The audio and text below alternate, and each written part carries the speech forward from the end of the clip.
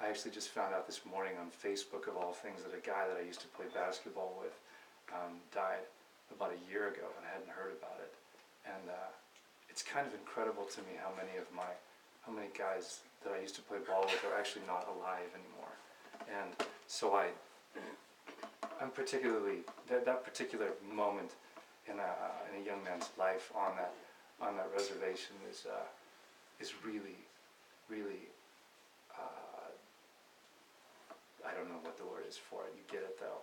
And so I've been thinking about it a lot for the past few years. And how did I get out? I think I got out because my parents basically made sure that I got out. And that's that. So, what I am about to tell you is not a story about the ex-girlfriend I loved for too long, and it is not a story about my dad doing everything he could to help me stand up and how I returned his gesture by kicking him.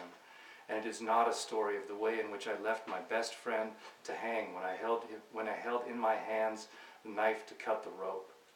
You might even say, if you had already heard it, that this is a story about how my home exiled me to that other world called America. But even that is not right. And if you said this, you would be showing that you did not come from the place I came from. Because if you had, then you would know that my reservation will not give up any part of itself willingly. Because though that part might be disease, it is still of that place, and that place is all we have left. So I will show you how to see. And to show you how I learned to see, I will have to tell you something about basketball, that game which was once my church, and we will go from there. Court vision cannot be learned. It is not a skill. It is a thing you are born with or you are not born with. There has never been a great passer who did not have great court vision. The two are together like the sun and daylight.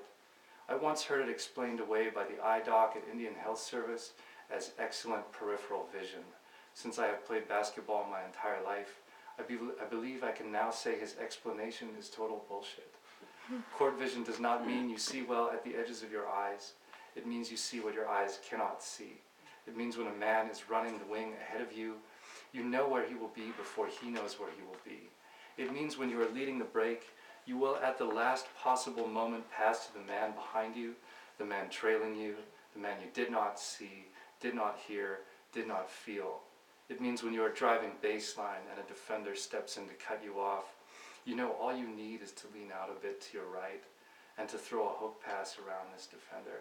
To throw a pass which is barely a pass at all, is more a leaning, is more a flip of your wrist, is more water than rock. And right there will be your big man under the basket, and there will be the ball in his hands. It is as if the rarest of birds had suddenly landed there, but that bird did not land there by mistake. It was not forced to shelter there by a hard wind. It is there because you put it there, because you knew he would be there. You knew with a knowing that is deeper than thinking.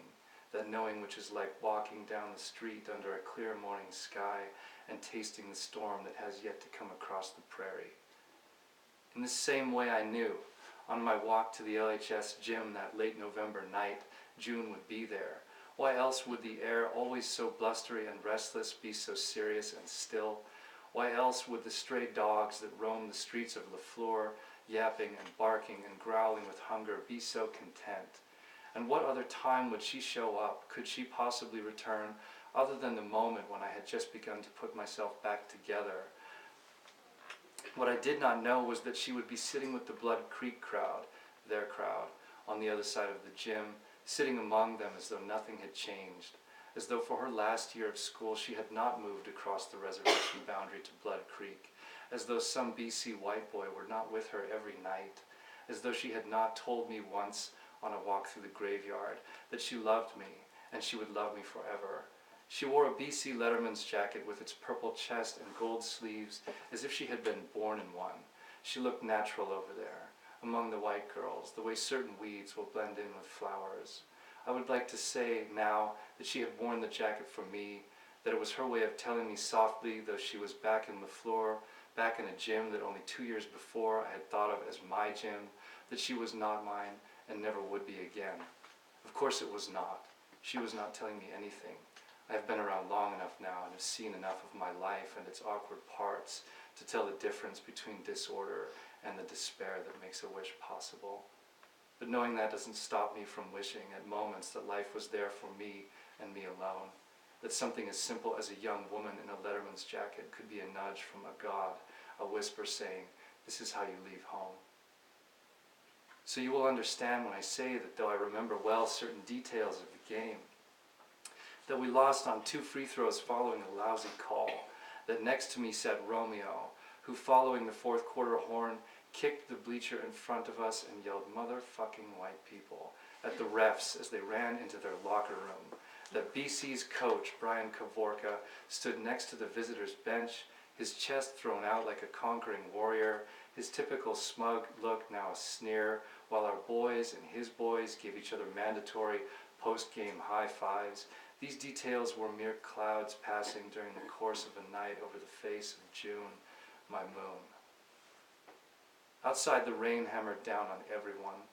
The drops pounded the tops of the cars and trucks, broke the surfaces of the rivers of rain running down each side of the road that ran in front of the school, pelted the jackets of the fans as they left the gym. Me and Romeo were under the south awning, leaning against the wall, which was rough old brick, covered with scrapes and faded pieces of gum so old they had become as hard as the bricks themselves. We were watching the people as they poured out through the doors. We were waiting for June, or I was waiting, and Romeo was loitering with me because he didn't have anything better to do, which is to say neither one of us knew what we wanted out of life. Between the last home game and this, someone had sprayed Crips Forever across the gym doors in pink paint. The message at moments was Crip Va, or Ps for, or something like that. Romeo was talking about the new high school that would be going up across town that coming spring. It was cool, he said, that my dad's company had gotten the contract. Just think, he said, your dad's going to be the one to get the whole thing started. A brand new gym, a brand new day. Maybe he can get us some jobs. Maybe me and you could be supervisors. Ha. He laughed and stomped his foot at the edge of a huge dark puddle. I don't give a shit. And, I said, pointing at his big shoe, watch where you're stomping your big foot. I know what you're really worried about, he said. You don't want your woman to see you wearing dirty clothes. Or I mean, your ex-woman. I could not see his eyes behind his sunglasses, which, do not ask me why, he often wore at night and indoors, but I knew they were shining like knives. It was true that she was my ex, and it was true that she had left me more than a year before, and it was true that I had asked her to marry me and she had said no, and because of all these true things, Romeo's words made my heart ache. So I ignored him, I think, or maybe I told him to shut his big face, which means he would have said what was I going to do about it, and I said I would shut it for him, though we both knew I could never do it. Not without the help of a few other guys. I was only athletic. Romeo was huge, a former Montana junior Golden Glove boxer. We went back and forth like that for a while we waited and loitered and insulted, and the doors continued to open and close, like a reservation version of those revolving doors I had only seen on TV.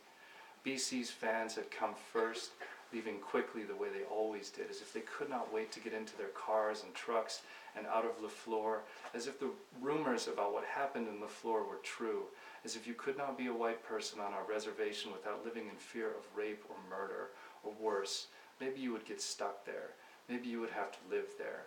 Maybe your life would become part of that place and the place would become part of you. Maybe your voice would begin to sound like our voices.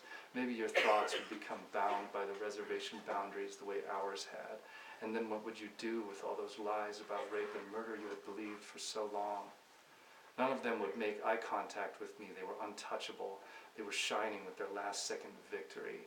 I wanted to tell them they should hurry. The Indian boogeyman was right behind them. Instead, I told Romeo he was a cocksucker. And he asked, why is that? And I said he just was. And he said, I don't remember that. In the meantime, the LHS fans, our fans, had started out the doors, but more slowly. What was the hurry? Our lives were as much in that gym as they were out of that gym, and how many of their faces looked angry and beaten in a way that said they thought history had shown up on their doorstep again, I cannot say. Where I am from, it is not a basketball game. It is a chance to scrape something good from life for once. It is 2 hours for all the old anger to come up and burn itself off like steam from a geyser that never quite erupts. Some of those fans were my relatives. I nodded and waved at them. Some were friends. I flipped them off or called out names.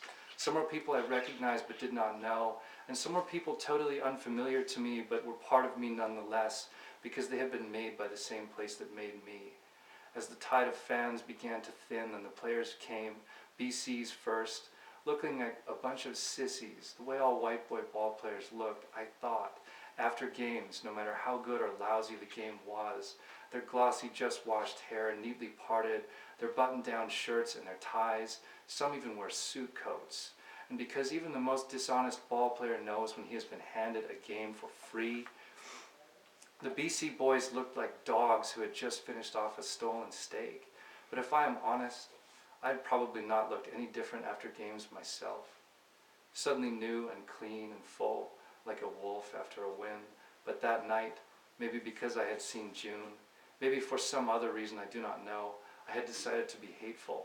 And it was BC's players and fans I would hate. And I would do so without holding back, because sometimes there is nothing better than hating someone and not caring whether or not you hate them or what anyone would say about it. Where was June? I had begun to be worried. Had I missed her? Had she wanted me to miss her? Romeo by then was smoking a cigarette. To occupy myself, I watched for Gary McCreight. He was BC's star senior. I wanted to make fun of him for a layup he had missed.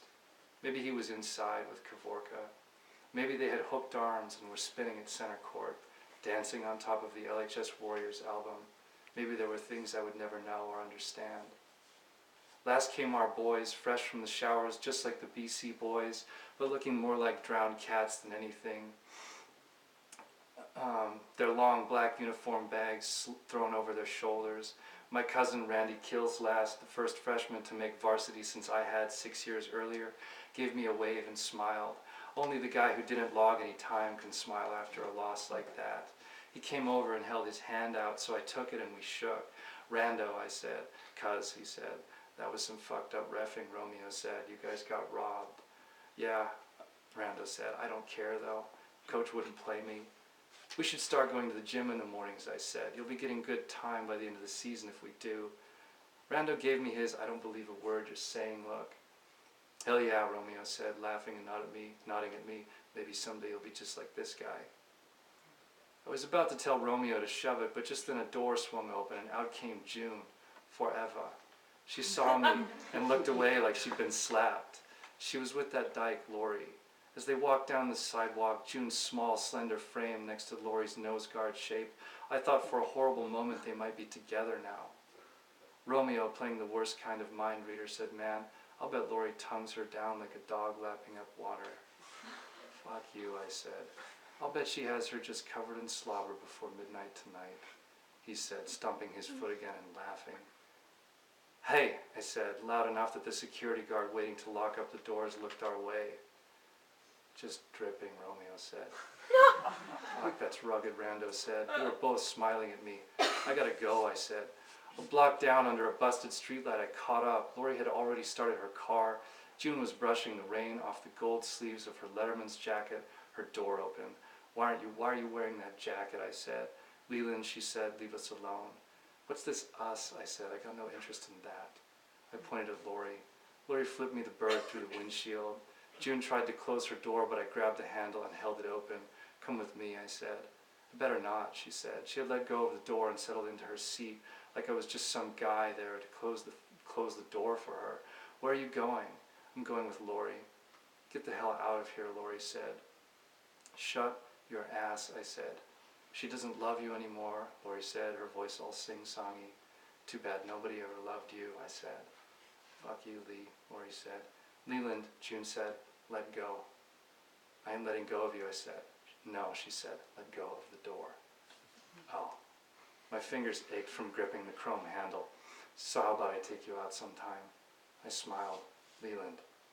"You're still mine," I said. She slammed the door before I finished talking. I did not know if Romeo and Rando were still waiting or if they had gone, and I did not care. I had to go and think. I walked toward my house because it was somewhere to go. On the way was old low rent, all those houses with blankets or sheets hanging over their windows, yellow light shining out from inside. The buildings sat there in the rainy dark like huge, dimly glowing fireflies. My family did not have much money, but at least we did not have to live there. I was glad that we had curtains. I was glad that both of my parents had jobs. I was glad that we did not have to worry about how we would be eating next week the way some of my relatives did. I walked some more. I made it to my house, but I did not want to go in yet. My jeans were rubbing my legs raw, and my old ball shoes squelched with each step, and my old Letterman's jacket was heavy with rain and felt draped over my shoulders like a strange cape. But I could not go in. Something inside me could not stop moving. So I headed toward the graveyard. It was the place my dad had taken me sometimes when I was a boy to look at the gravestones so he could tell me stories about the people who belonged to them. It was the place where I still went when I wanted to be alone, because you can only really be alone when you are surrounded by the dead. It was the place where I had first kissed June. Thank you.